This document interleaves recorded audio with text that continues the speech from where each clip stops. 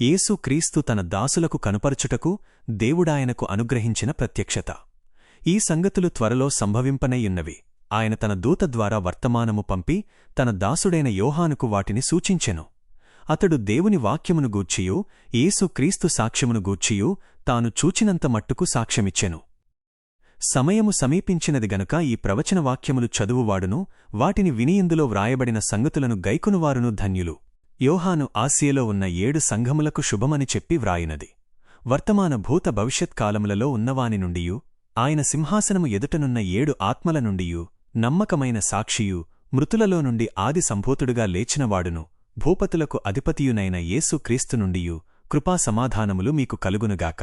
మనలను ప్రేమించుచు తన రక్తము వలన మన పాపముల నుండి మనలను విడిపించిన వానికి మహిమయు ప్రభావమును యుగయుగములు కలుగునుగాక. ఆమేన్. ఆయన మనలను తన తండ్రియగు దేవునికి ఒక రాజ్యముగాను యాజకులనుగాను జేసెను. ఇదిగో ఆయన మేఘారూఢుడై వచ్చుచున్నాడు. ప్రతి నేత్రము ఆయనను చూచును. ఆయనను పొడిచిన వారును చూచెదరు. భూజనులందరూ ఆయనను చూచి రొమ్ము కొట్టుకొందురు. అవును, ఆమేన్. అల్ఫాయు ఓమెగయు నేనే, వర్తమాన భూత భవిష్యత్కాలములలో ఉండువాడను నేనే అని సర్వాధికారియు దేవుడునగు ప్రభువు సెలవిచ్చుచున్నాడు.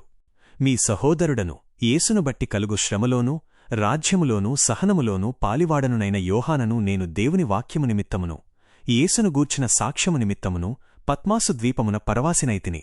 ప్రభూదినమందు ఆత్మవసుడనైయుండగా బూరధ్వని వంటి గొప్ప స్వరము నీవు చూచుచున్నది పుస్తకములో వ్రాసి ఎఫెసు, స్ముర్నా, పెర్గము, తుయతైరా, సార్దీస్, ఫిలదెల్ఫియా, లవదికయ అను 7 సంఘములకు పంపుమని చెప్పుట నా వెనుక వింటిని. ఇది వినగా నాతో మాటలాడుచున్న స్వరమేమిటో అని చూడతిరిగితిని.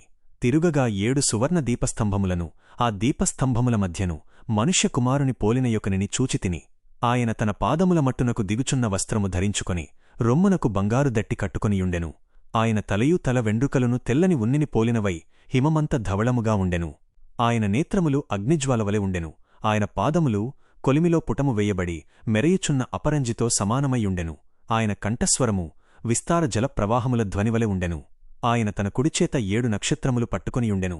ఆయన నోటి నుండి రొండంచులుగల వాడియైన ఖడ్గమొకటి బయలువెడలుచుండెను. ఆయన ముఖము మహాతేజస్సుతో ప్రకాశించుచున్న సూర్యునివలె ఉండెను.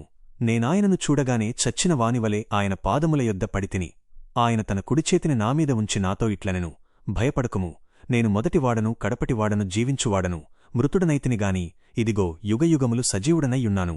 మరియు మరణము యొక్కయు పాతాళలోకము యొక్కయు తాళపు చెవులు నా స్వాధీనములో ఉన్నవి. కాగా నీవు చూచిన వాటిని ఉన్నవాటిని వీటి వెంట కలుగబోవు వాటిని అనగా నా కుడిచేతిలో నీవు చూచిన 7 నక్షత్రములను గూర్చిన మర్మమును ఆ 7 సువర్ణ దీపస్తంభముల సంగతియు వ్రాయుము. ఆ 7 నక్షత్రములు 7 సంఘములకు దూతలు.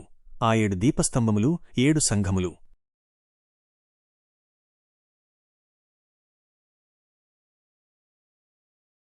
Thanks for watching. Subscribe our channel.